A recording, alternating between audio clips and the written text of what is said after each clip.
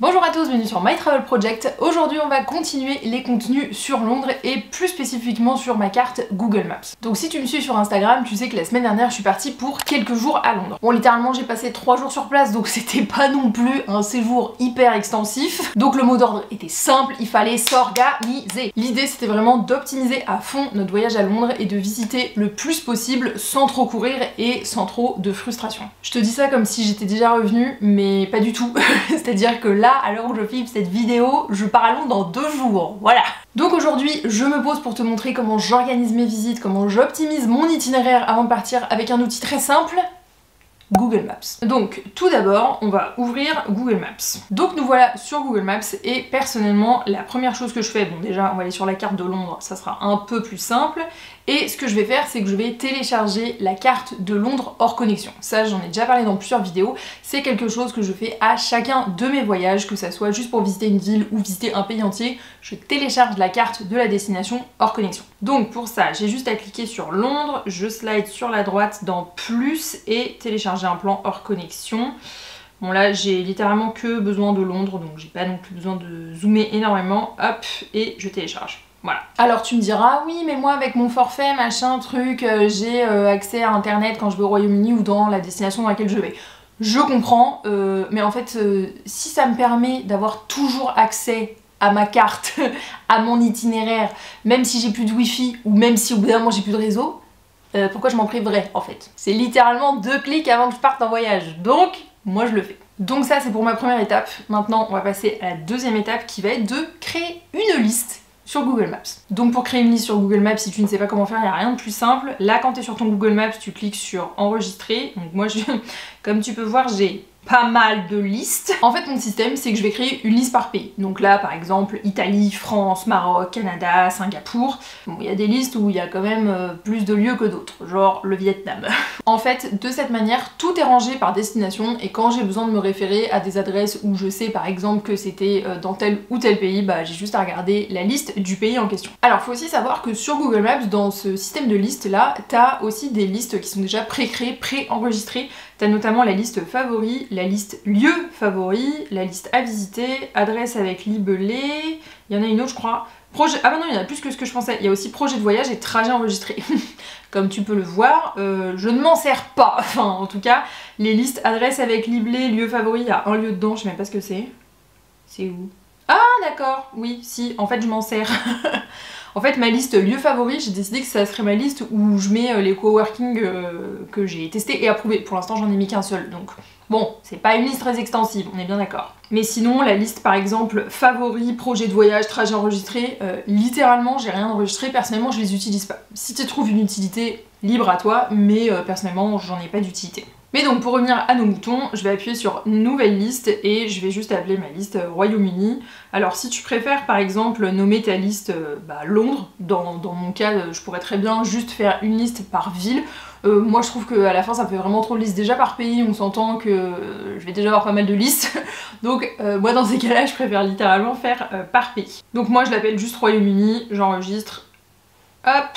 Et donc voilà, j'ai ma liste qui est créée, donc pour l'instant il n'y a rien dedans, mais c'est pas très grave parce qu'on va déjà rajouter 2 lieux dedans. Donc même si là je suis pas encore partie, ce que je fais à chaque fois avant de partir en voyage, c'est que je commence déjà à enregistrer des choses dans cette liste là, et notamment mon hébergement, si j'ai déjà réservé mon hébergement, et aussi le lieu par lequel j'arrive, donc en général un aéroport ou une gare. Donc là c'est ce qu'on va faire, on va commencer à ajouter des lieux, donc en l'occurrence j'arrive à Londres par la gare de Saint-Pancras qui est juste là, donc hop, je vais l'enregistrer pas dans la liste Italie, non, dans la liste Royaume-Uni qui est juste là, hop, voilà, ça c'est enregistré. Et ensuite je vais enregistrer mon hébergement, donc si je pars pour un voyage de genre 3 semaines, 2 mois, 3 mois, je vais évidemment pas enregistrer tous les hébergements dans lesquels je vais aller dès le début de mon voyage, je vais enregistrer juste le premier, comme ça quand j'arrive dans le pays, dans ma destination, directement j'ouvre la carte Google Maps de la destination dans laquelle je suis et je vois avec ces pictos bleus en fait où est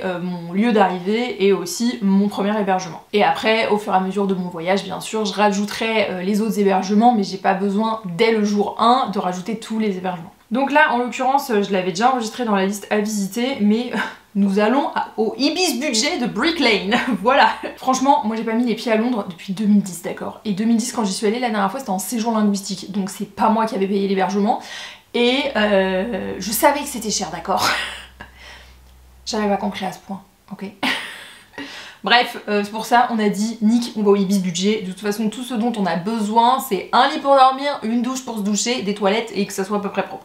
Ça répond à nos critères. Donc là ce que j'avais fait c'est que j'avais déjà enregistré le Ibis Budget dans ma liste à visiter, mais je vais aussi l'enregistrer dans ma liste Royaume-Uni. Et voilà, et comme ça quand je dézoome, on peut voir sur ma carte du Royaume-Uni que j'ai 2 points bleus et je sais moi directement que c'est le point de mon lieu d'arrivée et de mon premier hébergement. Et c'est là qu'on arrive à l'étape 3, c'est-à-dire enregistrer toutes les idées de visite qu'on a pour notre voyage. Alors je peux comprendre que ça peut paraître un peu overkill et clairement si t'es plus en mode spontané, avoir un peu au jour le jour pour ton voyage, je comprends très bien que tu as envie de sauter cette étape. L'idée c'est pas nécessairement de prévoir au jour le jour toutes les visites que tu vas faire, mais juste d'avoir déjà une idée des visites qui t'intéressent quand tu pars en voyage. Ce qui fait que par exemple là si moi demain je débarque à Londres et que j'ai absolument aucune idée de comment je vais organiser ma journée, j'ai juste à ouvrir Google Maps et je sais que j'ai déjà présélectionné des trucs qui m'intéressent. Donc je gagne du temps parce que j'ai pas à chercher déjà qu'est-ce qui pourrait m'intéresser, quel musée j'aurais envie de visiter, quel coin j'aurais envie d'aller voir, dans quel quartier j'aurais envie d'aller me promener. Je sais que là directement en ouvrant ma carte j'ai plein de points verts qui correspondent déjà à des trucs que j'ai présélectionnés et qui me plaisent. Après si en plus de ça t'as envie d'organiser tes visites au jour le jour, très bien. Mais là finalement le fait d'enregistrer toutes les visites qui t'intéressent en amont de ton voyage, ça te permet juste de gagner du temps en arrivant, même si t'as pas du tout envie d'organiser et que tu veux vraiment faire au jour le jour, au moins tu sais déjà ce que tu pourrais faire quoi. Donc là, moi, comme tu peux le voir, j'ai beaucoup de choses enregistrées. Ce qu'on va faire pour cette vidéo, c'est que je vais changer de compte Google et je vais aller sur une carte de Londres complètement vierge, comme ça, tu vas voir comment je procède. Et nous voilà sur une carte de Londres avec 0 points, donc je vais pas rajouter Saint-Pancras et mon hébergement, ça sert à rien, là c'est vraiment juste pour te montrer l'étape 3, entre guillemets, de comment j'organise moi mon voyage avec Google Maps, avec la liste à visiter qui existe déjà dans Google Maps. Donc le premier truc que je fais pour créer ma carte Google Maps avant de partir en voyage, c'est déjà d'enregistrer toutes les idées de visite que j'ai absolument envie de faire, si bien évidemment j'ai déjà des idées. Donc là par exemple pour Londres, je pourrais me dire que j'ai absolument envie d'aller à Buckingham Palace, donc très cliché hein, je suis bien d'accord, mais c'est vraiment pour l'exemple, même si je pense que je vais quand même aller à Buckingham Palace. Donc je cherche Buckingham Palace et ensuite je l'enregistre directement dans cette liste là, la liste à visiter. Je l'enregistre pas en fait tout de suite dans la liste Royaume-Uni, déjà parce que je suis pas encore allée visiter le lieu et qu'en fait ça me permet d'avoir visuellement un repère sur la carte. Moi je sais que tous les petits pictos verts, c'est ce que j'ai pas visité ou ce que j'aimerais faire, mais ce que j'ai pas encore fait. Et après, une fois que je suis sur place à ma destination et que je commence mes visites, si par exemple là à Londres je pars visiter Buckingham Palace ou que je passe devant Buckingham Palace, et bien après je changerai le lieu de liste dans Google Maps, je le ferai passer de la liste à visiter à ma liste Royaume-Uni. En fait au fur et à mesure comme ça me permet de trier ce que j'ai visité, ce que j'ai pas visité, ce que j'ai vu, ce que j'ai pas vu. Donc là ce que je vais faire c'est que je vais rajouter 2-3 autres lieux dans la liste, histoire que ça remplisse un peu ma carte. Ce que j'avais mis dans ma liste personnelle, puisque là j'ai changé de carte pour te montrer, c'était le London Bridge. J'ai aussi mis le Natural History Museum. Donc voilà, et je vais en rajouter un dernier et ça sera Oxford Circus. Et voilà, donc on voit déjà que ma carte de Londres se remplit un petit peu, mais ce n'est pas fini. Là, j'ai déjà enregistré dans ma liste à visiter des lieux que j'ai absolument envie de voir ou des idées de visite que j'ai déjà parce que j'en ai déjà entendu parler. Mais si je me base que là-dessus, finalement, je vais assez rapidement faire le tour de ce que j'ai envie de voir et faire à Londres. Donc maintenant, ce que je vais faire, c'est que je vais enregistrer des lieux à voir, à faire, à visiter, qui nécessitent pas nécessairement de réservation.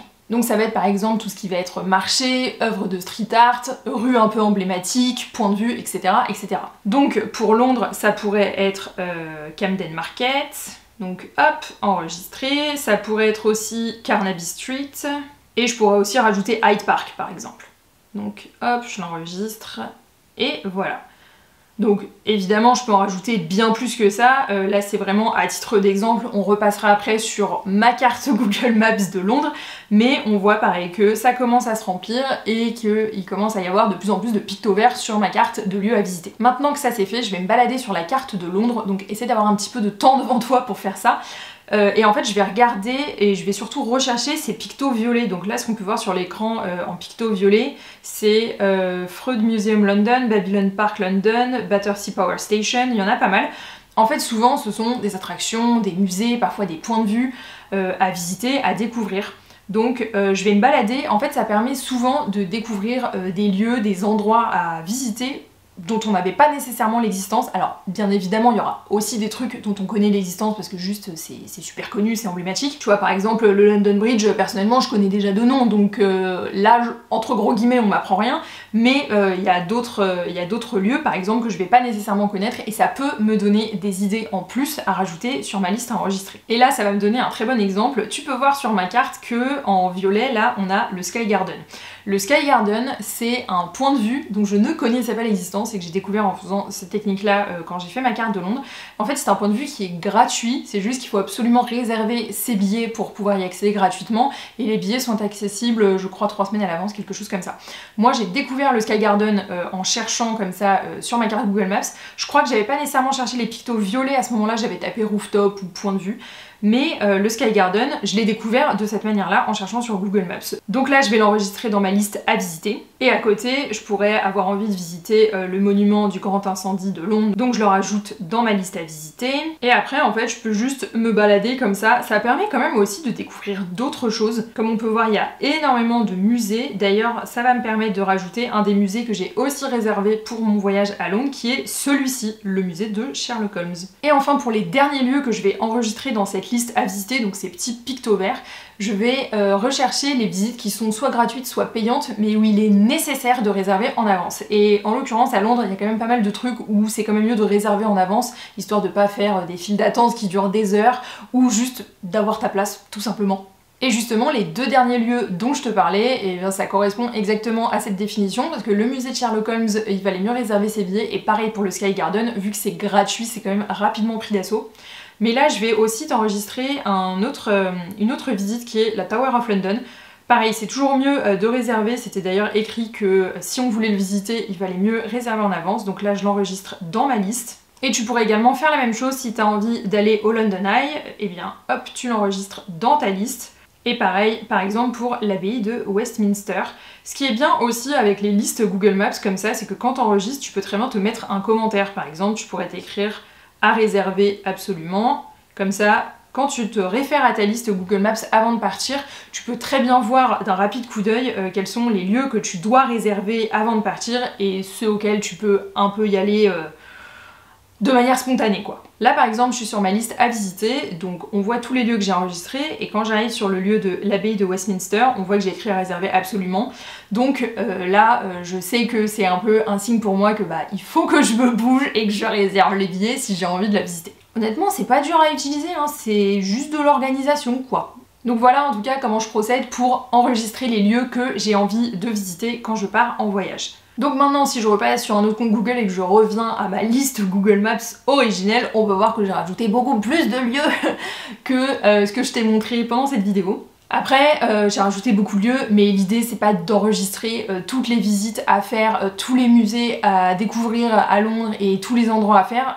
Dans tous les cas c'est juste pas possible humainement parlant en 3 jours que je visite Londres en long, en large et en travers. En fait, à partir du moment où tu veux tout enregistrer, ça sert à rien et autant juste se balader sur Google Maps au fur et à mesure que tu découvres la ville, quoi. Et d'ailleurs, si on zoome sur ma carte Google Maps, on peut voir qu'il y a des musées assez reconnus à Londres que je n'ai pas enregistrés. Le premier que tu vois là, par exemple, c'est le British Museum. En fait, c'est simple, je trouve que le fait de t'organiser en amont pour ton voyage avec Google Maps, ça te permet aussi de trier un peu les visites que tu veux faire et que tu veux pas faire. Et en fait, nous, en regardant tous les musées qu'on pouvait visiter à Londres, on s'est vite rendu compte que le British Museum, c'était pas dans nos priorités, qu'il y avait d'autres musées qu'on préférait visiter avant de faire celui du British Museum. Et pourtant, il est gratuit, et Dieu sait que dans la team Jura, nous aimons les choses gratuites. Et ce que je veux dire, c'est qu'on s'est dit que le British Museum, c'est très certainement pas le musée qu'on allait visiter. C'est pour ça que je l'ai pas enregistré dans la liste, parce que il y a de fortes chances qu'on n'y aille pas, tout simplement. Par contre, il y a d'autres endroits que j'ai enregistrés dans ma liste, parce que là, vraiment, j'aimerais beaucoup y passer, et je sais qu'en se baladant, c'est beaucoup plus possible que si je devais réserver 3 heures pour aller dans un musée. Je pense notamment à ce lieu-là, le Graffiti Tunnel, qui est super bien noté. C'est vraiment une attraction touristique qui m'a l'air assez sympa. Enfin, c'est un tunnel dans lequel tu passes avec beaucoup de street art. Donc personnellement, j'aime bien découvrir le street art en fait quand je pars en voyage. Donc je me dis que ça pourrait être vraiment sympa de passer par ce lieu-là en se baladant sur South Bank. Bon et maintenant, une fois que je suis sur place, comment je me sers de cette carte ? Parce que c'est bien beau d'avoir créé une super carte Google Maps avec une petite liste et tout, mais si tu t'en sers pas sur place, ça sert strictement à rien. Alors c'est simple, personnellement, ce que je fais, et je pense qu'il y a beaucoup de personnes qui fonctionnent comme ça, c'est que quand j'arrive sur place, j'essaye de rentabiliser mon temps en essayant de visiter les quartiers où j'ai pas mal de lieux enregistrés au même endroit. Donc j'organise vraiment mes journées en fonction des lieux que j'ai organisés sur Google Maps et surtout où est-ce qu'ils se situent. Donc par exemple, on peut voir que dans le coin de Buckingham Palace, là, toute cette zone-là, j'ai quand même pas mal de lieux qui sont enregistrés. Et sachant qu'à Buckingham Palace, il y a quand même la relève de la garde à 11 h plusieurs jours dans la semaine, le mieux ça serait peut-être de faire un petit tour dans tout ce coin-là, en commençant par exemple à Buckingham Palace, puis en décidant de passer vers Downing Street, et ensuite pourquoi pas de remonter vers Trafalgar Square, Piccadilly Circus, Carnaby Street, etc. etc. Comme ça me permet de rester dans le même coin, de tout visiter à pied et donc de prendre un peu moins les transports. Et comme je te disais un peu plus tôt dans la vidéo, moi ce que je fais une fois que j'ai visité un lieu, c'est que je le change de liste, donc je le passe de la liste à visiter, c'est-à-dire les pictos verts, à ma liste Royaume-Uni ou la liste du pays, de la destination dans laquelle je suis, et du coup ça devient un picto bleu. Au fur et à mesure de ton voyage, ça devient donc beaucoup plus facile de voir ce que tu as déjà visité et ce que tu as encore à visiter. Honnêtement, c'est juste une astuce visuelle, hein. Mais je trouve que de cette manière-là, à la fin, j'ai quand même une carte Google Maps qui est beaucoup plus claire. Alors là, je te parle de Google Maps, mais c'est vrai qu'avant, en fait, j'utilisais beaucoup Mapster, j'en ai déjà parlé d'ailleurs dans plusieurs vidéos, même si ça commence à dater un peu. Et en vrai, j'ai toujours Mapster sur mon téléphone, et j'ai toujours toutes mes bonnes adresses dedans. Je pense que d'ailleurs, pour certaines destinations, je pense toutes mes bonnes adresses sur Mapster et j'en ai aucune sur Google Maps. Parce qu'à une époque, j'utilisais énormément Mapster pour regrouper tous mes bons plans au même endroit. Mais la vérité, c'est que Mapster, même si je trouve que c'est quand même une très bonne application à utiliser et que j'ai rien de négatif à dire dessus, finalement ça me fait une application en plus. Et personnellement, mon réflexe premier quand je pars en voyage, si j'ai besoin déjà de trouver mon chemin, de faire un itinéraire ou de chercher des idées de visite par exemple, mis à part évidemment le fait de chercher sur internet, c'est plus d'aller sur Google Maps que d'aller sur Mapster. L'application est super bien faite en soi, c'est juste que j'ai pas le réflexe de l'utiliser parce que pour moi Google Maps me permet de faire plus de choses. Je pense aussi que moins c'est mieux, et même si Mapster c'est une très bonne application, et bien encore une fois c'est une application supplémentaire à utiliser et moi je préfère en utiliser moins au quotidien. Donc voilà, c'est tout pour ce petit tuto de comment utiliser Google Maps pour organiser ton prochain voyage. D'ailleurs toi, n'hésite pas à me dire dans les commentaires quelle va être ta prochaine destination. En tout cas, j'espère que ça t'aura plu et nous on se retrouve bientôt dans une prochaine vidéo. Ciao!